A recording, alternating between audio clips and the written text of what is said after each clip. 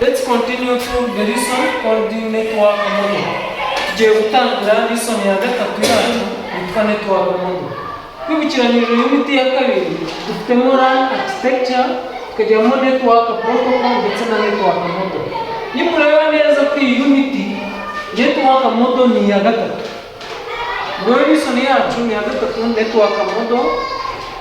By introduction, let's start with introduction. Networking engineering is a complicated task which involves software, firmware, chip level engineering, and hardware and electrical parts. Nukuvuga muri networking ni akazi kagoye cyangwa se tugiramo task cyangwa se akazi kagoranye cyane, some complicated somehow. Bityo to easy network engineering kugira ngo ize kuba easy cyangwa se ize kutworohera, the whole networking concept is divided into multi layers. Networking concept yayo cyangwa se network task yose tuzigabanya mu cyo twita layers.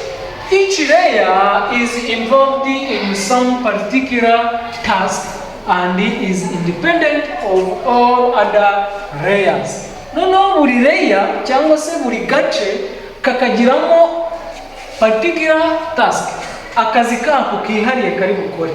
Kandi ikindi buri layer it is independent, yo iri independent. But as a whole, almost all networking tasks depends on all of these layers. No, muri mu magambo make nka networking yose buri task igiye dependa kuri buri layer. Sibyo? Layers share a data between them. Izo layers zisharinga data z'ubwazo and they depend on each other only to take input and send output. Noneho ahantu ziza kuba dependent cyangwa se bimwe dependa kuri yindi ni kuri input ndetse no kuri output. Then you have layered architecture in networking. Iyi layered architecture cyangwa se izi layers turimo kuvuga n'izi. Layered architecture is design framework used in networking to organize and simplify the complexity of communication system. Turimo kuvuga yuko network concept iri very tough, iri somehow complicated. Iyi layered architecture ni design irimo ikoreshwa muri networking kugira ngo ibashe kudufasha kuorganiza no gusimplify cyangwa se koroshya kazi kakorerwa muri networking. It divides the networking process into different layers. Igabanya ya networking task cyangwa se za complicated task dusanga muri networking ikazigabanya mu byiciro cyangwa se mu layer, with each layer assigned a specific set of tasks and responsibility. Buri layer ikahabwa akazi runaka iraza gukora cyangwa se ikabifita akazi runaka iraza gukora cyangwa se inshingano runaka igiye gukora. This structured approach ensures modularity, flexibility, and easier troubleshooting. Iyi layered architecture cyangwa se iyi structured approach iraza kutuenshuringa cyangwa se kuduhereza modularity, flexibility ndetse no kuba twaza gukora troubleshoot mu buryo bworoshye. Each layer operates independently. Nkuko twahitamo kubona hano, buri layer ikora y'ubwayo itadepanda ku kindi kintu cyangwa se ku yindi layer and perform its assigned function. Kandi nanone igakora akazi yahawe nkuko twabonye hano hejuru, assign a specific set of tasks, while it depends on adjacent layers only for input and output. Ariko ikaza kugira kudipanda ku yindi layer mu gihe dukeneye input ndetse no mu gihe tugiye gukora output. The task is either initiated by the layer at the lowest level or at the top level. Ukuvuga turaza kubona ko izi layer hari izibanza hejuru hari n'izihera. Buri layer rero yose bitewe n'aho task igeze iba initiated kuri iyo layer. It is passed on the layer below it for the further processing. Nukuvuga ya task ikagenda imanuka ijya kuri buri layer bitewe na processing runaka igezeho igiye gukora iyo layer. The lower layer does the same thing. In the processes, the task and the passes onto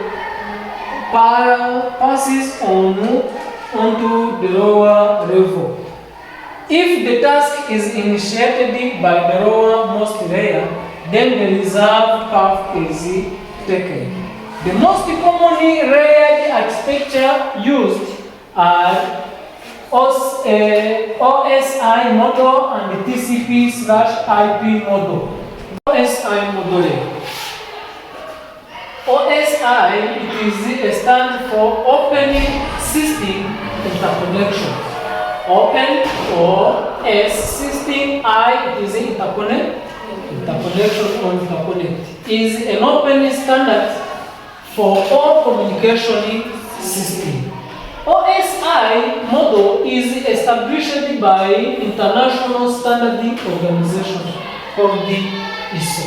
Nukuvuga OSI model yabaye established cyangwa se yashyizweho na ISO, International Standarding Organization.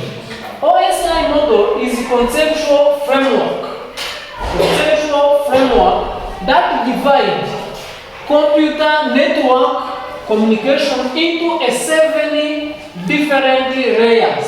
Nukuvuga iyi OSI model ifataza task zose ikazigabanya muri 7 layers mu bice birindwi. Nukuvuga igira 7 layers.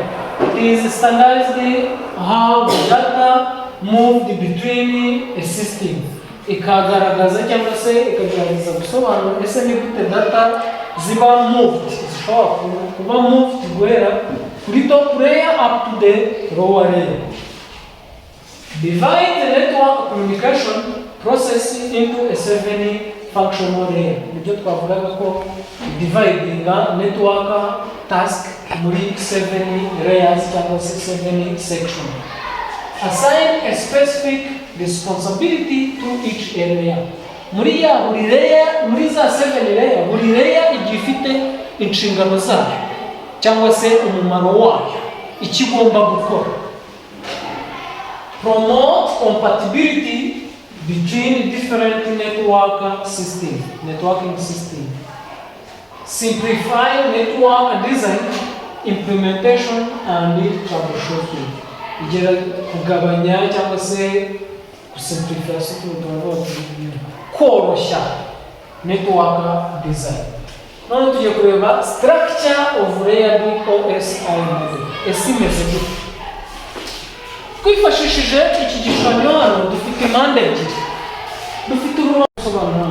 Ubwo bivuze ko iyi task irava hano muri sender yikubite muri application kwa ko twabonye ko buri layer ifite function yayo igomba gukora irayiperforminga nirangiza iyohereze hano. None tukaza kubihuza tuvuga ngo hamwe twavuze ahangaha back to here. While depending on adjacent layer only for input and output. Nukuvuga ngo iyi ngiyi irakira input is processing bize hano bibaye output. Ariko niba output bivuze ngo iyi ngiyi isidipanda kuri iyi ngiyi kuko ikeneye kwakira input. Ariko mu gukora function zindi ntabwo iyi ngiyi yabigizemo uruhare. Then nibirikinga kuri physical layer irahita ibinyohereza ibizana muri iyi physical layer yo kuri receiver bihita biba vase bihita bizamuka none bibe upward.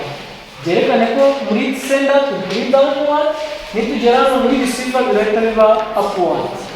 Yego. Now,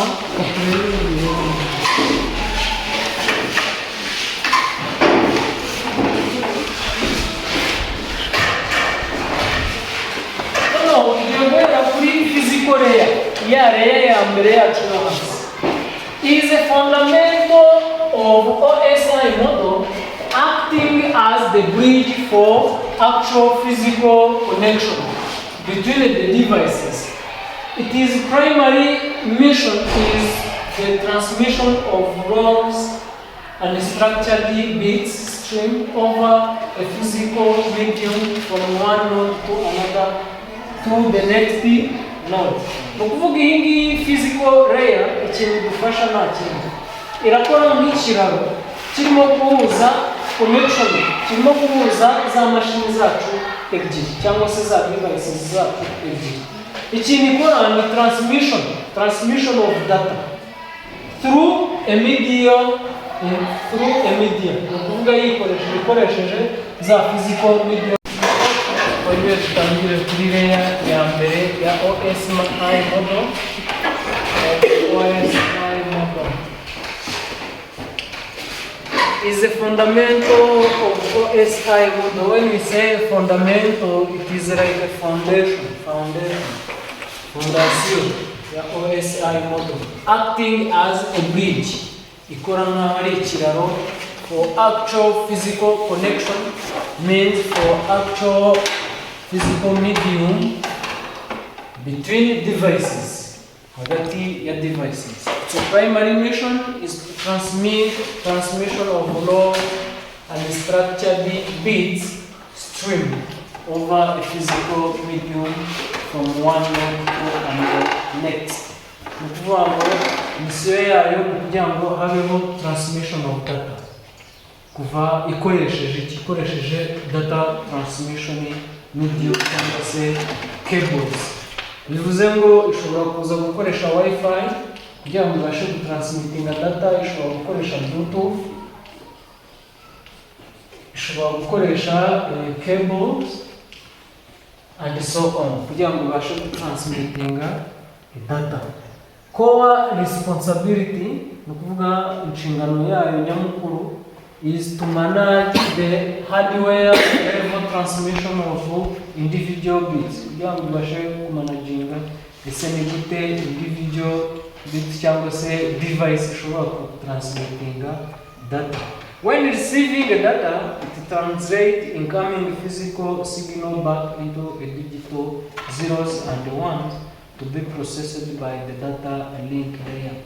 Ukuvuga iyo habayeho receiving data, yo irazifata ikazisubiza ikazikura muri physical signal izigarura muri digital signal kugira ngo bibashe kuba processed by another layer called the data link layer. Essential hardware, kuvuga hardware ushobora gusanga ziri gukora muri physical layer. Iza mbere nuko tuzi ko habanzamo bluetooth cyangwa se cables. Icyo gihe twavuga yuko router ishobora kuza gukoreshwa, repeater, modem, cables. Iyo tugeze mu cables ubwo n'izindi n'ari amoko ya cable. Ishobora kuba twisted, ishobora kuba fiber optic. Those are the cable used to transmit a data.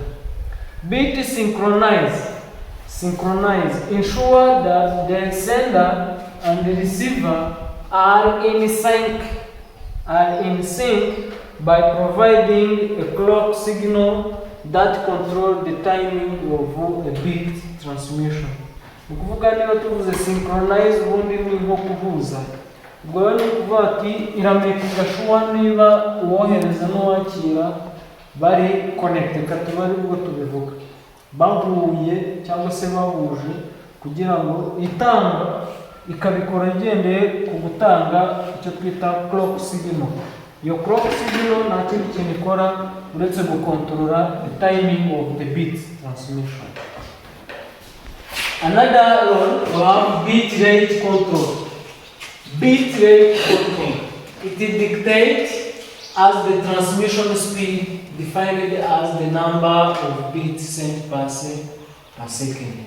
Ishobora nanone managinga cyangwa se detectinga transmission speed igendeye kuri bit ziri kugenda ku isegonda.